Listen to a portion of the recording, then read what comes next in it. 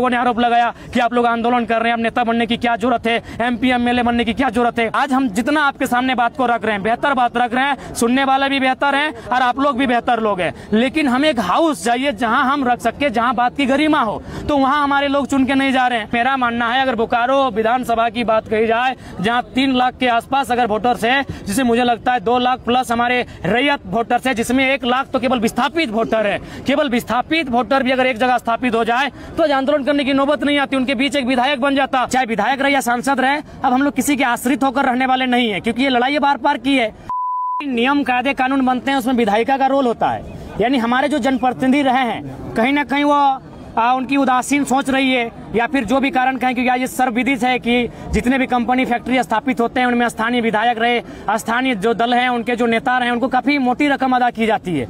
तो ये कमजोरी उनकी हो सकती है, लेकिन अब हम लोग चाहे विधायक रहे या सांसद रहे, अब हम लोग किसी के आश्रित होकर रहने वाले नहीं है, क्योंकि ये लड़ाई बार बार की है। हमारे पास अब खोने के लिए कुछ बचा नहीं है। तो ऐसी परिस्थिति में अब हम लोग का मानना है कि चाहे विस्थापित की लड़ाई हो या फिर अन्य मुद्दों की लड़ाई हो या बार बार की लड़ाई होगी। बिहार जब था तब DP महेश्वरी जो मुख्य सचिव थी, तब विस्थापितों के लिए 4th ग्रेड का जो है आरक्षण की बात उन्होंने किया था, लेकिन जब से झारखंड बना, विस्थापितों का वो अधिकार भी छीन गया। क्या मानते हैं, अपनों ने लूटा गैरों में कहा दम था? हाँ बिल्कुल, आपका ये कथन सही है कि अपनों ने लूटा गैरों में कहा दम था। कुछ हमारे लोग भी दोषी हैं, दोषी चूंकि उन्होंने देखा निजी स्वार्थ। आज ऐसा नहीं कि BSL में आज जो हम लोग अप्रेंटिस के ही माध्यम से यहाँ इतने लोग आए हैं, तो ऐसा नहीं है। यहाँ हमें आने से पूर्व कई लोगों ने टेलीफोन किया कि आप इस मुद्दे पे मत आइए, अपने ही लोगों ने। तो कहीं ना कहीं आप बहुत सारे अपने लोग हैं जिनको काफी मतलब धनराशि उनको दान दी जाती है, या फिर उनको चंदा के रूप में दिया जाता है, उनको चुनाव लड़ने के लिए चंदा के रूप में जाता है, तो अपने लोग हैं। तो अब 23 सालों के झारखंड ने बहुत दुर्दशा को देखा है।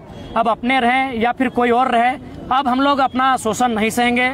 हमारी आवाज रहे, हमारे जो भी लड़ाकू हैं वो अब सामने आकर अपनी लड़ाई को लड़ेंगे, आर पार की लड़ाई लड़ेंगे, और फिलहाल हम लोग भी विधिवत लड़ेंगे, एक चरणबद्ध होकर लड़ेंगे, एक सीरीज में लड़ाई लड़ेंगे। तो आपका कुछ सवाल था?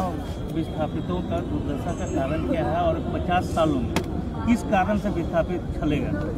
देखिए, विस्थापितों की सबसे जो पहला कारण है आपसी एकजुटता का ना होना। क्योंकि आज अगर बात करें, ऐसा नहीं, बंगाल में भी जमीन अधिग्रहण हुआ है, उड़ीसा में भी हुआ है, बाकी प्रदेशों में होता है। आए दिन अडानी कंपनी, चूंकि अभी हाईलाइटेड है, बहुत राज्यों में जमीन अधिग्रहण करती है, लेकिन वहाँ के लोग काफी एकजुटता के साथ विरोध प्रदर्शन करते हैं, उस योजना को वापस करते हैं। और हमारे जो पश्चिम बंगाल की मुख्यमंत्री है माननीय ममता बनर्जी जी, वो भी टाटा नैनो ने जो जमीन अधिग्रहण किया था उसके खिलाफ आंदोलन करके आई थी। यानी सबसे प्रमुख कारण हमारे लोगों की एकजुटता का ना होना। मान के चलिए 84 गाँव, अगर हम एवरेज निकालते हैं एक गांव में 1000 आदमी, तो 84,000 आदमी।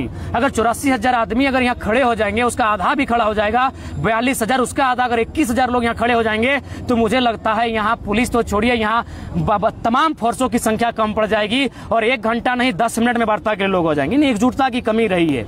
तो इसीलिए आज हम लोग सदियों से, दशकों से ठगे जा रहे हैं। तो अब मुझे लगता है लोगों की जो एकजुटता है अब जागेगी, क्योंकि अब हमारे पास खोने के लिए कुछ नहीं बचा है। जो हमारी ये जनरेशन है, इसने बहुत करीब से देखा, बेरोजगारी को देखा, विस्थापन को देखा, पलायन को देखा, भुखमरी को देखा, हर तरह से शोषण को देखा। तो मेरा मानना है कि जो हमारी सबसे बड़ी समस्या है एकजुटता का ना होना। उसके बाद हमारे जो लीडर हैं, हमारे जो लोग हैं, केवल वोटर्स बन के, ऐसा नहीं है कि बोकारो में हमारे आज तक जनप्रतिनिधि नहीं रहे। विशेषकर जो खाटी की बात करें, जो माटी की बात करें, हमारे आज तक सांसद नहीं रहे जो मेंबर ऑफ पार्लियामेंट में जाके BSL के सिंदरी FCI के दर्द को रख सके। हमेशा 1952 से लोग जो अन्य राज्यों के वे लोग चुन के गए, तो उन्हें क्या वास्ता होगा, हमारी जमीनें से क्या हमें लाभ मिलता था, हमारी जमीनों को छीन जाने का दर्द किसे है। तो इसीलिए हम लोग केवल वोट बन के रहे, भीड़ बन के रहे, उसे एक नेतृत्व में तब्दील नहीं कर पाए। जबकि मेरा मानना है अगर बोकारो विधानसभा की बात कही जाए, जहाँ 3 लाख के आसपास अगर वोटर्स है, जिसे मुझे लगता है 2 लाख प्लस हमारे रैयत वोटर्स है, जिसमें 1 लाख तो केवल विस्थापित वोटर है। केवल विस्थापित वोटर भी अगर एक जगह स्थापित हो जाए तो आंदोलन करने की नौबत नहीं आती, उनके बीच एक विधायक बन जाता और जीवन भर उनके लिए लड़ता। अगर एक दिन वो लड़ने के लिए आता तो अब तक इंसाफ मिल चुका था। तो हमें लगता है लोकसभा की बात करें, जहां 18 से 20 लाख हमारी मतदान है, जिसमें हमको लगता है 12 से लगभग 15 लाख स्थानीय लोग वोटर के रूप में है, लेकिन आज तक अपना सांसद नहीं चुन पाते हैं। जबकि इसी क्षेत्र में कोयला है, आपका बागमारा में तमाम फैक्ट्री फैक्ट्रियां हैं, कल कारखाने हैं, सिंदरी में इतना बड़ा है, निरसा में तमाम आपके मैथन है, पंचायत है, बोकारो में आपका वेदांता है, कहीं डालमिया है, यहीं आपका BSL है, लेकिन हम अपना मेंबर ऑफ हाउस पार्लियामेंट के लिए आज तक नहीं चुन पाए। देखिए आज हम जितना आपके सामने बात को रख रहे हैं, बेहतर बात रख रहे हैं, सुनने वाले भी बेहतर हैं और आप लोग भी बेहतर लोग हैं, लेकिन हम एक हाउस चाहिए जहां हम रख सके, जहां बात की गरिमा हो, तो वहां हमारे लोग चुन के नहीं जा रहे हैं। तो लोगों ने आरोप लगाया कि आप लोग आंदोलन कर रहे हैं, अब नेता बनने की क्या जरूरत है, MP MLA बनने की क्या जरूरत है।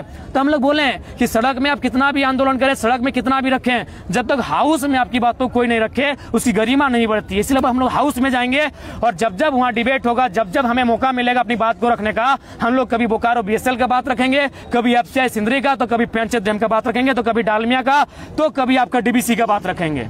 अच्छा ये बताइए